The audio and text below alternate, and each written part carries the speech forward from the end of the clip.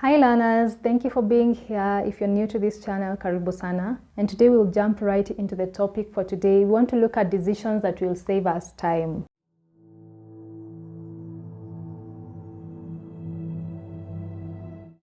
And this boils down to productivity. And when you talk about productivity, I want you to think about what's the result of what I am doing. What's the output of the action that I am engaged in? One key aspect of SMART goals is that can it be measured? Yeah.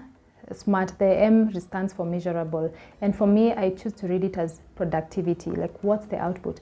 What did you show from that activity? So productivity is what helps you achieve the goal that you have in mind. The first thing is to batch tasks. What things fall in the same category? So group those things together and do them at the same time, or rather stack them together so that it feels like a continuous process. Lately, I have edited my YouTube videos in 2 sessions. The first one is normally to cut out any empty spaces, and then the next session I add now everything else, like the text, the effects, the transitions. I add them during the second session. So how I batch that is that in the second session, when I am like editing and adding all these spicy things to the video, I do a thumbnail as well. I create a thumbnail at that time because it feels like a continuous creating process.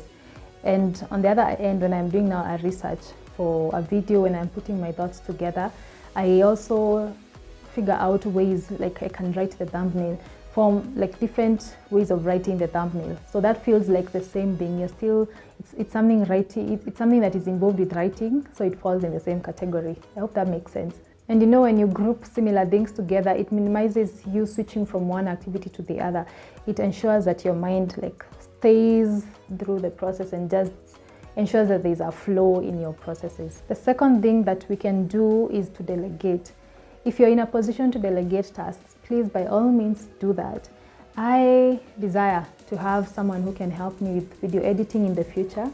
At the moment, there's no budget for that, but hopefully soon enough, there is going to be a person to assist me with that. So it's going to save you time, because the things that you are delegating, they create space for you to handle something else that needs your input, right? Number 3 is to use shortcuts when you can.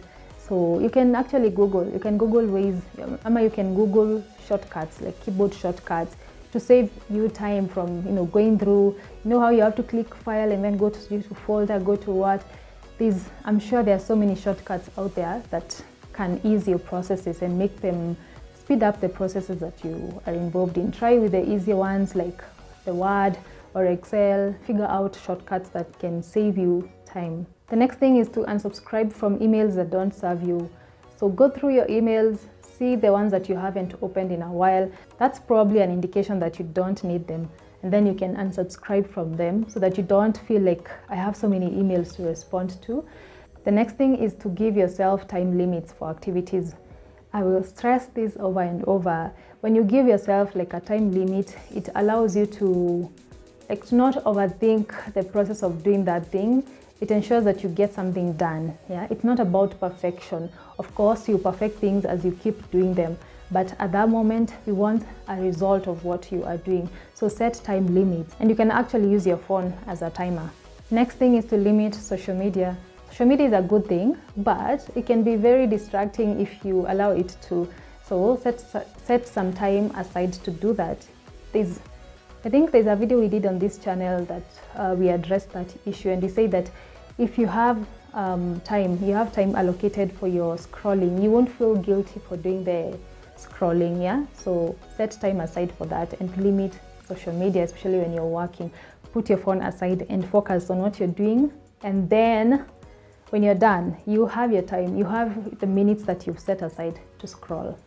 The next point is single task. Do a single task, and then get done with it before you can move to the next one. This will help you reduce error greatly and also improve your efficiency, right? Productivity is not about doing 20 things and then leaving half of those things hanging. It's about doing 2 things and completing them and actually showing results.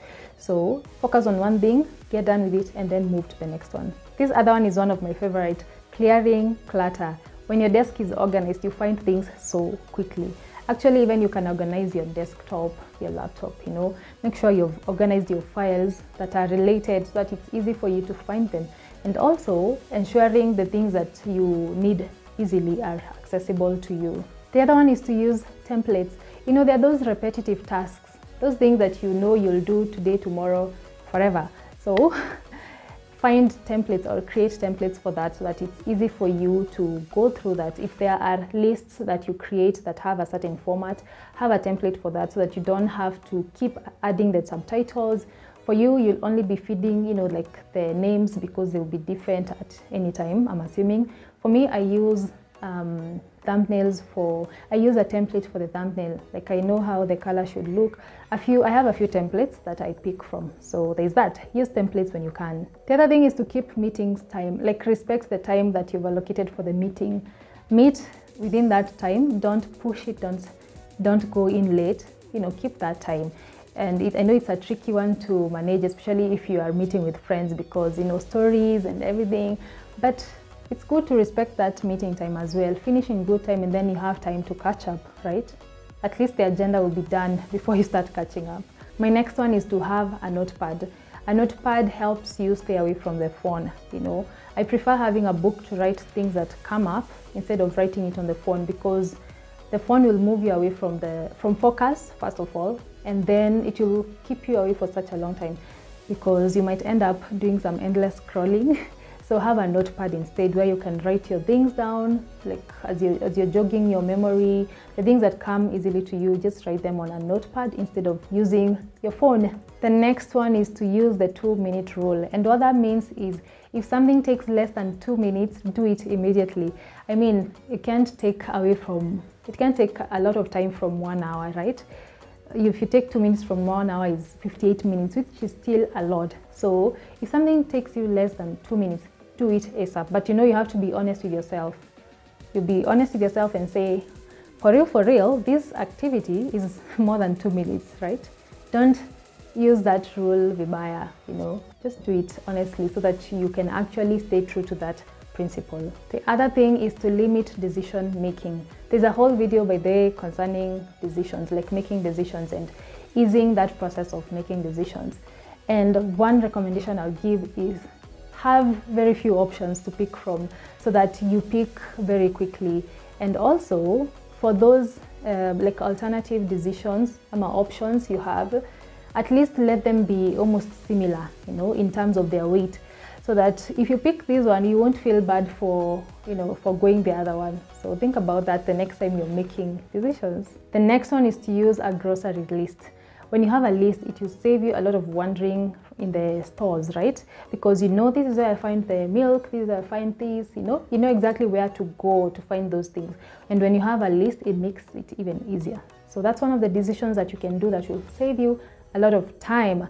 And the last one is to take advantage of the commute time. By then you can do a lot with your commute time. You can listen to a podcast, you can respond to messages, you can respond to voice notes or listen to voice notes, right? So that's why you carry your earphones. So make use of that commute time so that you're not just sitting formless, kogari. So have something that you can do that will save you time for something else. Think about those things, and I believe you will benefit a ton from them when you start practicing them. And as I share these things with you, by the way, I'm also always trying to learn them, and you will notice that most of them somehow they are related. It's something that we've talked about in another video because they don't change. Like, those are the principles, those are the core things of what maybe productivity and personal development entails. So I am working on them as I share them, and that's why sometimes they sound so similar, because I'm hammering them to myself as well. I hope this was beneficial for you. Don't forget to give it a thumbs up, and see you in one of my other videos. Bye.